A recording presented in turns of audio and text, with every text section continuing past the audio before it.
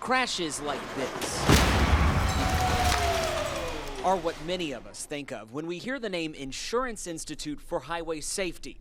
The nonprofit, funded by automotive insurance companies, wrecks vehicles at a facility near Charlottesville to learn how drivers might be impacted by a variety of accidents. The research we do here has a direct impact on safety on the roads today. Their research isn't just limited to crash tests. Some of their work involves helping drivers avoid crashes altogether. Over the last few years, we've seen a lot more of the systems that help prevent drivers from getting in crashes in the first place. David Ayler is manager of the IIHS Active Safety Testing Program, which researches features on new cars that are designed to prevent collisions. In the last 10 years, many automakers have introduced technology that can see objects in front of or behind a car and automatically stop the vehicle. You're going to drive at our target down there at about 15 miles an hour. I tried out the features on the Insurance Institute's test track. So I don't do anything. I just let the car head toward the target. Yep. As we drove toward an object at a low speed, our vehicle applied the brakes seconds before impact. Interesting. Other safety features are designed to keep drivers from veering into other moving vehicles or leaving the road. So now I'm in what they call auto steer. Technology like this lane assist feature on the Tesla Model S can read markings on the pavement and partially steer the car to prevent drivers from leaving their intended path. Now this is designed to assist the driver. This is not technology that's supposed to be used to drive the car itself. Absolutely. So this will, follow other vehicles, and it will maintain your position in the lane, but it's not a replacement for an actual driver. Some lane assist technology will apply the car's brakes if the driver starts to drift. Features like this are common right now on high-end luxury cars. So this is about a $100,000 car. This is not something most of us could afford. Is this technology available on cars that are more affordable? Yeah, so we're starting to see lane assist technology on more mainstream models. Many vehicles can set off an alarm when the car veers out of its lane, but it's up to the driver to steer back into place.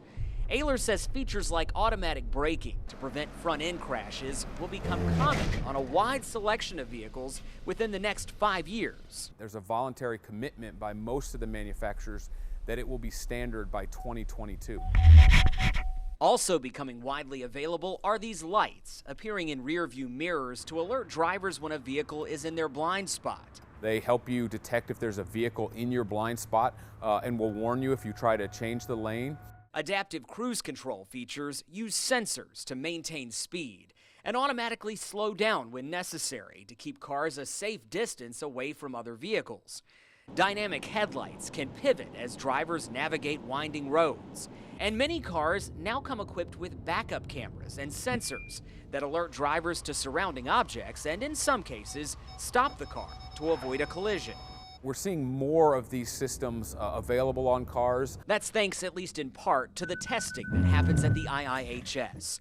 Automakers value the ratings assigned by the agency and want to receive high marks for their safety features. Because we rate them and we evaluate them, we started to see them becoming optional on more vehicles. Since the introduction of crash avoidance technology, researchers at the IIHS say they've noticed a decline in certain types of fender benders. When we look at police-reported crashes, we're seeing about a reduction of 50% in front-to-rear crashes, creating safer conditions on the road. And for the Insurance Institute's researchers, they hope it will lead to fewer crashes like the ones they so often evaluate. In Greene County, Tim Saunders, WDBJ-7. As people in the town of Bedford continue fighting for a passenger train station, we're hearing candid comments from two state employees who have influence over whether the project will get funding. Their statements prompted a human resources investigation at the state agency that oversees Virginia rail projects. It all started with a voicemail left for WDBJ-7's Tim Saunders. So Tim, why were those state employees calling you? We were working on a story related to the proposed Bedford station, Jane. The employees were trying to leave a short message asking me to call them back, but they forgot to hang up the phone. What followed was more than 2 minutes of candid and at times explicit remarks about the Bedford proposal and a number of statewide leaders. The voicemail was left on April 15th by Michael McLaughlin, a man who manages rail initiatives for the Virginia Department of Rail and Public Transportation. He was joined by Chris Smith, the agency's Director of Policy, Communications, and Legislative Affairs. Virginia law doesn't allow us to broadcast the voicemail because the men didn't realize they were being recorded. We can tell you what was said. The pair left a 25-second message asking WDBJ-7 to call them back before attempting to hang up the phone. Instead of hanging up, they began talking about the Long Bridge, a span that crosses the Potomac River. It's the only bridge that carries freight and passenger trains between Virginia and Washington, D.C., and state leaders say it's in desperate need of an upgrade to accommodate the growing amount of rail traffic along the East Coast. Work to address the Long Bridge is estimated to cost more than $1 billion, significantly more than the $10 million requested to build the Bedford Station, a platform that would allow Amtrak riders to stop between Roanoke and Lynchburg. Advocates say the Bedford project would have a significant economic impact by bringing more tourists and business people to our region while boosting ridership for our local Amtrak service. In the voicemail, McLaughlin can be heard saying, "If we have to pay for Bedford Station instead of Long Bridge, then we're expletive, because do you know how many other things we're going to have to pay for around the state?" Smith responds saying, "We're expletive on a bigger scale with Norfolk Southern." McLaughlin replies, "I thought Norfolk Southern doesn't even want it," followed by Smith, who says, "That's what I don't understand about Shannon's budget. There are so many bigger things at play with Norfolk Southern right now. Why would you want to expletive them off?" The Shannon he's talking about is Shannon Valentine, Virginia's Secretary of Transportation. During her time as a delegate in the General Assembly, she played a leading role in bringing the Northeast Regional Amtrak service to our region. In a statement, Valentine told WDBJ-7, "I remain passionate about passenger rail service. Across all transportation agencies, I'm committed to excellence and expect that transportation recommendations and decisions are based on evidence, policies, and procedures, and reflect our responsibility to the citizens we serve. Anything less is unacceptable." The voicemail continued, with McLaughlin bringing up Virginia's former Secretary of Transportation, Aubrey Lane. Still talking about the Bedford proposal, McLaughlin says, "This is where Aubrey would be like expletive kill it." Later in the message, Smith said of the Bedford Station, "If the Democrats are in the majority in the fall, we play them off of Roanoke's delegation, John Edwards, Sam Rasool. They'll shut it down." Smith was talking about State Senator John Edwards and Delegate Sam Rasool. We played the recording for both men, who said they aren't concerned about employees of a state agency trying to influence them politically. I've always supported Amtrak stopping in Bedford. It'd be good for ridership for Amtrak, it'd be good for Bedford, it'd be good for tourism. I'm fully committed to increasing passenger rail all across that line, including Bedford, Roanoke, on into Blacksburg and beyond. Before WDBJ-7 approached anyone about the recording, we contacted McLaughlin and Smith in an email that copied their supervisor, Jennifer Mitchell, the director of Virginia's Department of Rail and Public Transportation. McLaughlin and Smith did not respond. Instead, we received a phone call from Mitchell, who later invited us to Richmond so that she and her agency's human resources manager could listen to the recording. It absolutely does not reflect the way that we at DRPT do business. Mitchell said the recording was handled as a personnel matter, but was not able to comment on whether any action was taken against McLaughlin or Smith. We hold our staff to very high standards, and in my experience, all of our staff are very professional. They operate with integrity and transparency to the public that we serve. Now, we first met with Mitchell about this recording 2 weeks ago. Since then, she's reached out to the people mentioned in the recording. She also drove to Bedford last week for a face-to-face meeting with the leaders advocating for the train station. Jane, the people in Bedford say there's been a very positive outcome. We will tell you what that is and how the agency is working to give the Bedford station a closer look. That's coming up in part 2 of our story tonight on WDBJ-7 at 6. It's a common but unpredictable problem along Interstate 81. Traffic crashes often block the highway and leave traffic backed up for miles. This crash near Natural Bridge in June of 2017 was relatively minor.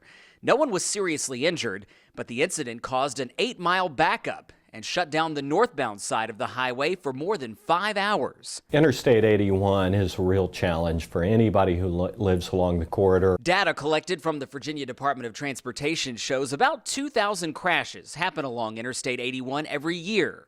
Around 45 of those incidents take at least 4 hours to clear. That's a significant loss of time for trucking businesses like Lawrence Companies based in Roanoke County. We have about 250 trucks, and Interstate 81 is our lifeblood. More than 1/3 of all trucks traveling in or through Virginia use Interstate 81.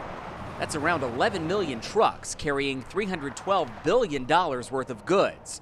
When the highway is shut down, even for just a few hours, business owners and truckers say they lose money. Most drivers are compensated based on the miles they travel.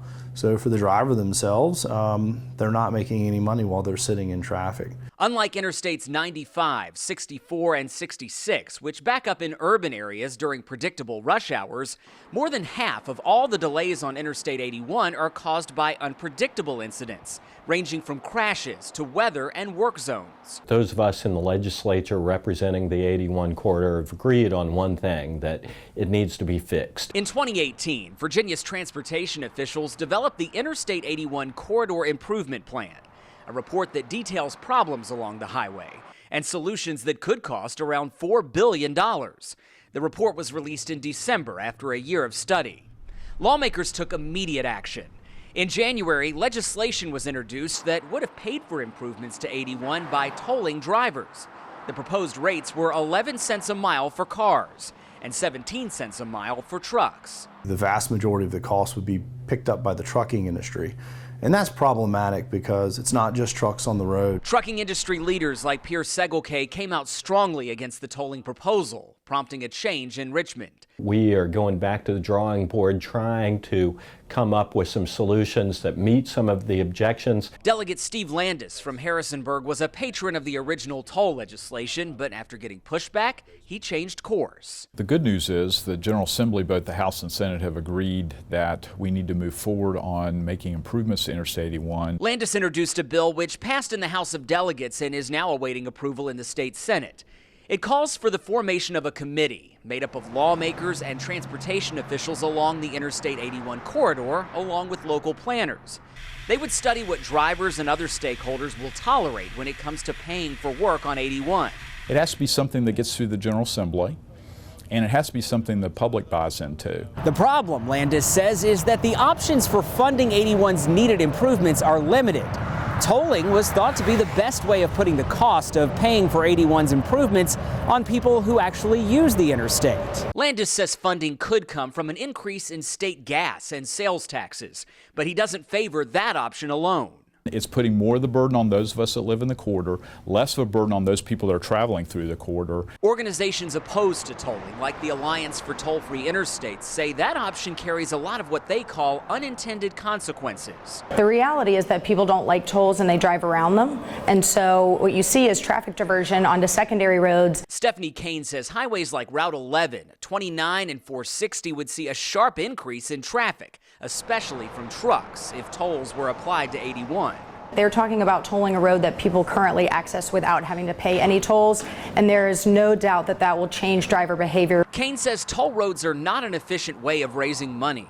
She points to the Triangle Expressway, an 18-mile highway near Raleigh, North Carolina.